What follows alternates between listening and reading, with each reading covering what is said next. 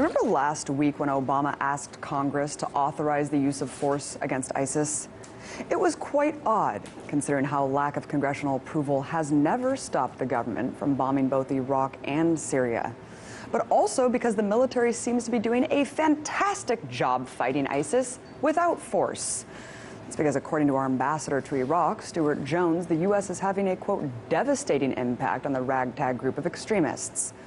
He estimates that up to 6,000 ISIS insurgents have already been killed.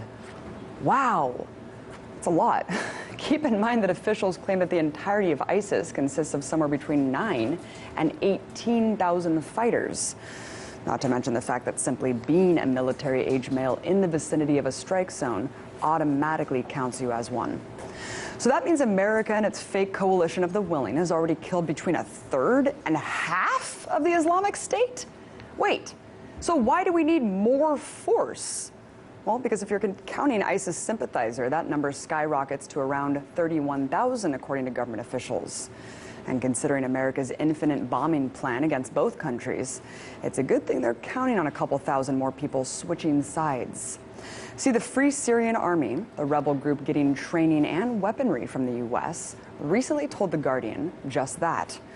The U.S. campaign is turning the attitudes of Syrian opposition groups and fighters in favor of ISIS. Omar Walid, an FSA fighter in Hama, north of Damascus, said, "I'm really scared that eventually most of the people will join ISIS out of their disappointment with the U.S. administration." See, what politicians never seem to understand is that when they bomb any human being, it leaves behind not only dead bodies, but widows, children, parents, leading to countless more radicalized to join the fight against whatever force that killed their family. But back to the so-called success in taking out 6,000 fighters. As officials boast about slaying thousands of terrorists, they refuse to admit to killing a single civilian since the bombing campaign began. Yes, according to the Orwellian Ministry of Truth, and the 1,800 strikes made thus far, not one civilian has been killed, officially. One Pentagon official said, "We do everything we can to investigate. We don't do strikes if we think civilians could be there." Interesting, because just this month, a bombing strike on a prison controlled by ISIS killed more than 50 civilians. Obviously, people being held in an ISIS-controlled prison are not ISIS fighters, geniuses. And this is just one example of the mass civilian casualties that take place regularly when you're bombing a country, especially when you're not coordinating with the government in the country you're bombing. See, when this all started, Assad initially condemned the impending strikes, stating that any unauthorized bombing in his country would be seen as an act of war.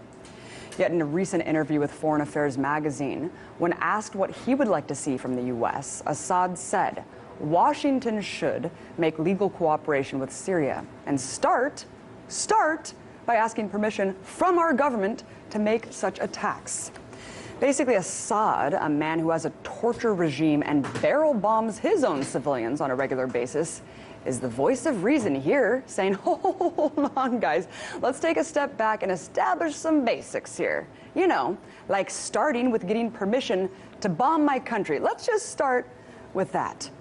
He goes on to say that the war against ISIS in Syria is virtually unwinnable unless a coalition with him is worked out to have Syrian troops fighting on the ground, which makes perfect sense.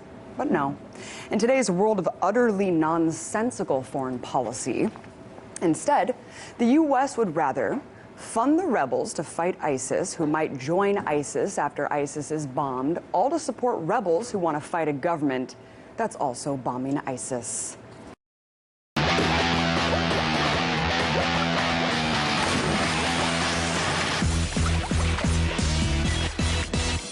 Remember last week when Obama asked Congress to authorize the use of force against ISIS?